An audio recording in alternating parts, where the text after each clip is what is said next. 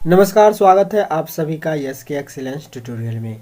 तो आज हम लोग देखेंगे प्रश्नावली 14.1 का क्वेश्चन नंबर 8 और क्वेश्चन नंबर 9। तो क्वेश्चन नंबर 8 आप लोग देख रहे हैं कि किसी कक्षा अध्यापिका ने पूरे सत्र के लिए अपनी कक्षा के 40 विद्यार्थी की अनुपस्थिति निम्नलिखित रूप में रिकॉर्ड की। एक विद्यार्थी जितने दिन अनुपस्थित रहा उसका माध्य ज्ञात करना है। यहाँ पे दिया हुआ है दिनों की संख्या 0, 6, 6, 10, ठीक है, और विद्यार्थियों की संख्या दिया हुआ है, ये आप लोग देख रहे हैं। तो आइए देखते हैं इसको कैसे सॉल्व करेंगे। अब इस सारणी को हम लोग ऐसे बना लेंगे, ठीक है। और इसके बाद से अब देखिए, यहाँ पे देखिए ये 0 से 6 है, बारंबारता 11 है, ठीक है। तो यानी कि वर्ग अंतराल दिया हुआ है और बारंबारता दिया हुआ है। तो हम लोग अगर इसको प्रत्यक्ष विधि से करते हैं तो यक्स आई निकालना पड़ेगा, ठीक है। तो यक्स आई निकालते हैं। तो यक्स आई निकालने के लिए हम लोग को क्या करना पड़ता है, तो इसको जोड़ दिया जाता है और उसका 2 से भाग दे दिया जाता है। तो 0 और 6 जोड़ेंगे तो 6 हो जाएगा।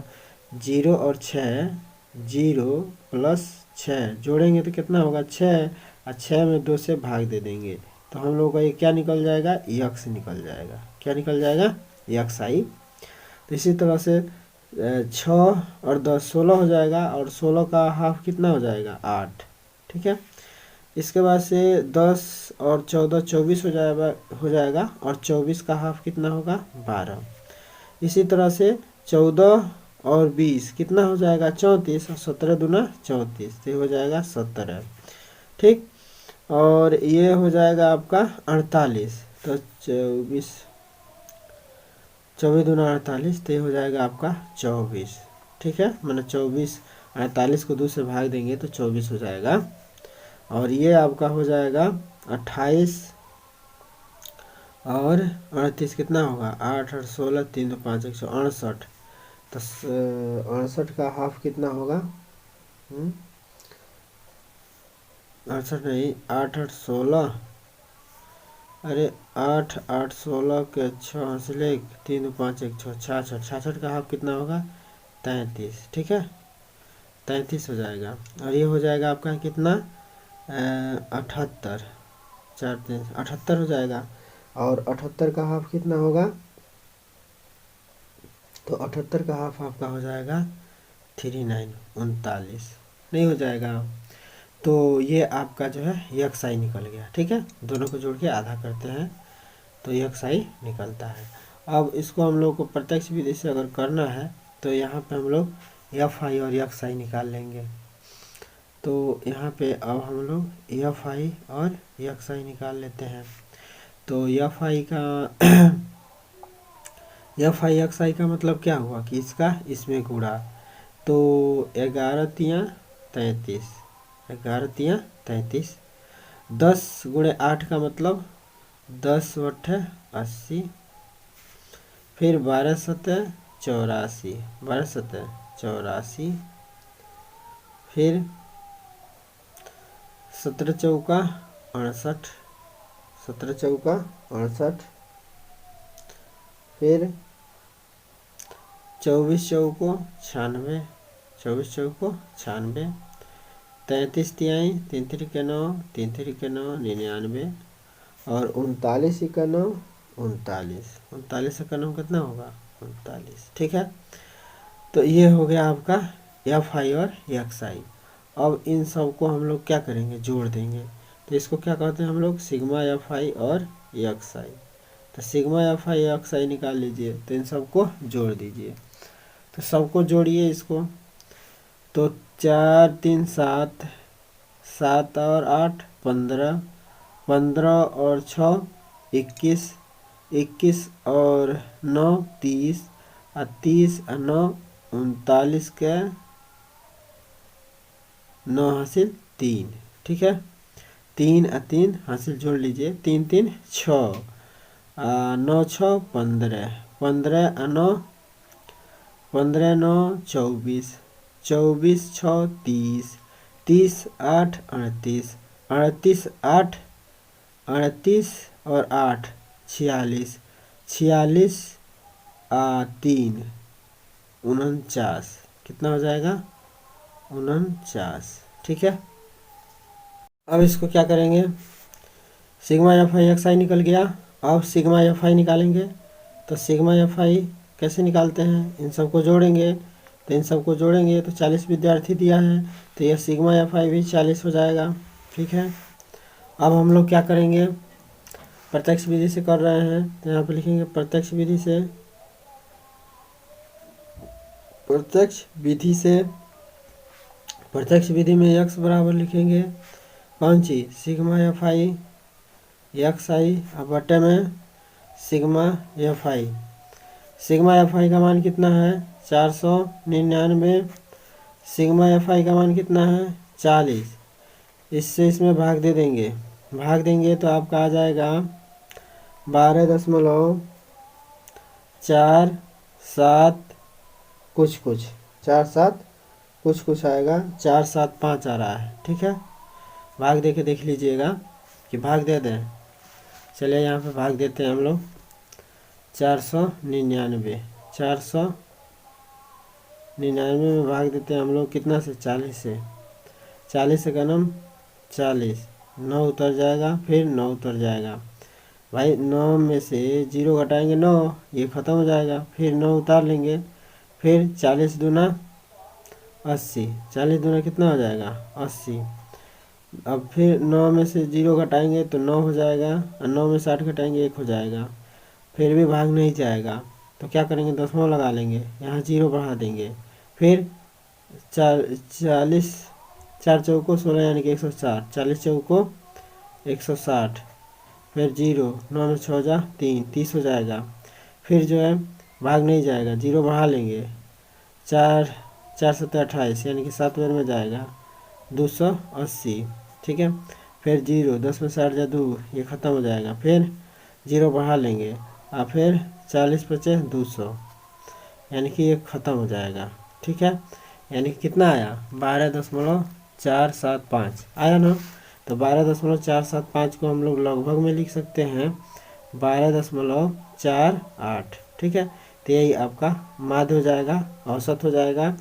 ठीक है, तो यही आपका आंसर हो जाएगा। ठीक है, इसके बाद से क्वेश्चन नंबर 9 देखते हैं। क्वेश्चन नंबर 9 देखिए, निम्नलिखित सारणी 35 नगर की साक्षरता दर दर्शाती है, माध्य साक्षरता दर ज्ञात कीजिए। इसका भी माध्य ज्ञात करना है, सारणी दिया हुआ है, सारणी को हम लोग जो है वर्टिकल सारणी में बदल लेते हैं और फिर इसको हल करते हैं। अब यहाँ पे जो है हम लोग इस सारणी को ऐसे कन्वर्ट कर लिया है। अब इस सारणी के द्वारा हम लोग इसका एक्स आई निकालेंगे, तो यहाँ पे हमने एक्स आई निकाल दिया है, इन दोनों को जोड़ के और आधा कर देंगे, तो दोनों को जोड़ेंगे तो ये हो जाएगा 100, और 100 का आधा कितना हो जाएगा 50। इसी तरह से इन दोनों को जोड़ेंगे तो ये हो जाएगा 120, 120 का आधा कितना हो जाएगा 60। ठीक है, तो इसी तरह से हमने जो है सबका आधा करके यहाँ पे लिख लिया है जोड़ के। अब यहाँ पे हम लोग एफ आई और एक्स आई ज्ञात करेंगे, तो एफ आई और एक्स आई कैसे ज्ञात करते हैं, आप लोग को पता है कि इन दोनों का आपस में गुणा होगा, यानी कि इसका इसमें गुणा हो जाएगा, तो 5 तिहाई 15 दहाँ यानी कि 50 तिहाई 150 हो जाएगा। इसी तरह से 6 दहाँ पे 600, 60 दहाँ पे 600 हो जाएगा, 11 सत्ते 77, फिर 8 टाई 64, 0 बढ़ा देंगे, 29 27 270 हो जाएगा ना। अब इन सब का टोटल कर लेंगे, टोटल कर लेंगे 0 0 0, फिर 5 7 5 7 5 12, और 12 4 16, 16 और 7 23 के 3 हासिल 2 2 1 3 6 3 9 9 7 16 16 6 22 22 और 2 24, तो यहाँ पे लिख देंगे 24, यहाँ पे लिख देंगे 24। ओके, अब ये हम लोग का निकल गया सिग्मा एफ आई एक्स आई, और सिग्मा एफ आई निकाल देते हैं, तो सिग्मा एफ आई का मान कितना हो जाएगा, यहाँ पे दे रखा है कितने विद्यार्थी, कितनी साक्षरता दर है 35 नगर है, नगरों की संख्या कितनी है 35, तो यही जोड़ेंगे तो ये भी 35 होगा। ठीक है, अब हम लोगों को सिग्मा एफ आई एक्स आई निकल गया, और सिग्मा एफ आई निकल गया, इसको सिग्मा एफ आई एक्स आई कहेंगे, सिग्मा एफ आई और एक्स आई है ये। ठीक है, ये सिग्मा एफ आई एक्स आई हो गया। तो इसको भी हम लोग प्रत्यक्ष विधि से कर देते हैं। तो प्रत्यक्ष विधि से अगर हम लोग इसको हल करते हैं तो क्या हो जाएगा, x बराबर हो जाएगा सिग्मा एफ आई एक्स आई अपान में सिग्मा एफ आई हो गया। सिग्मा एफ आई का मान है 24, 30 और सिग्मा एफ आई का मान है 35, तो यहाँ पे लिख देंगे 35। ठीक है,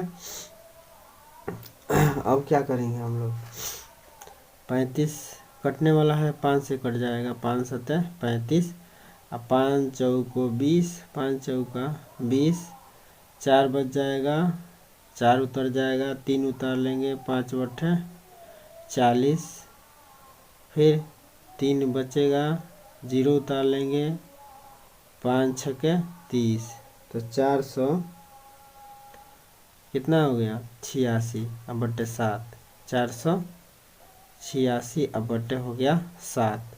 अब फिर 7 से इसमें भाग दे देंगे 486 में, तो 7 से भाग दे दीजिए 486 में, यहाँ पे भाग दे देते हैं हम लोग 7 से,